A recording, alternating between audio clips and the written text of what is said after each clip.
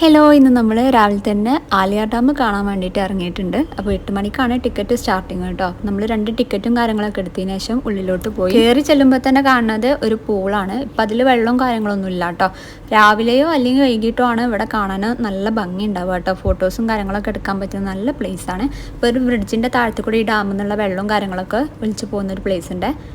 താഴെ പാർക്കും, കുട്ടികൾക്കുള്ള പാർക്കും, അതുപോലെ തന്നെ മുകളിൽ വരുന്നത് ഡാമുമാണ് വരുന്നത്. താഴെ കാണാൻ തന്നെ നമുക്ക് ഒരുപാടുണ്ട്. അപ്പോൾ കുറച്ച് ടൈമൊക്കെ താഴെ സ്പെൻഡ് ചെയ്തതിന് ശേഷം ഫോട്ടോസും കാര്യങ്ങളൊക്കെ എടുക്കാൻ വേണ്ടിയിട്ട് നല്ല സ്ഥലങ്ങളുണ്ട് കേട്ടോ. അപ്പോൾ അതൊക്കെ കണ്ടതിന് ശേഷം നമ്മൾ നേരെ മുകൾക്ക് പോകാമെന്ന് വിചാരിച്ചു. മുകളിലാണല്ലോ നല്ല വ്യൂവും കാര്യങ്ങളൊക്കെ രാവിലെ കാണാനുണ്ടാവുക. ഡാമിൻ്റെ പല പ്ലേസിലും വെച്ചിട്ട് കുറേ സിനിമ ഷൂട്ട് ചെയ്തിട്ടുണ്ട്. വെട്ടം, നരന്, അതുപോലെ തന്നെ തെങ്കാശിപ്പട്ടണം, അങ്ങനെ ഒരുപാട് ഷൂട്ടിങ് ഈ ഒരു പ്ലേസിൽ നടന്നിട്ടുണ്ട് കേട്ടോ. കുറേ സ്റ്റെപ്പ് കയറിയിട്ടാണ് നമ്മൾ മുകളിലെത്തുക. നല്ല വ്യൂ ആണ് കേട്ടോ. താഴത്തേക്ക് നോക്കുമ്പോൾ ആ പാർക്കിൻ്റെ വ്യൂവും അതുപോലെ തന്നെ മുകളിൽ നിന്ന് ഈ ഒരു ഡാമിൻ്റെ വ്യൂവും അടിപൊളിയാണ് കേട്ടോ. രാവിലെ പോകണം. അതുപോലെ തന്നെ ഒരു മഴക്കാറുള്ള ടൈമൊക്കെ ആണെന്നുണ്ടെങ്കിൽ നല്ല ഭംഗിയുണ്ട് കേട്ടോ കാണാൻ. കുറച്ച് ടൈം നമുക്ക് കാമായിട്ടൊക്കെ ഇരിക്കാനൊക്കെ പറ്റുന്ന നല്ല പ്ലേസാണ്.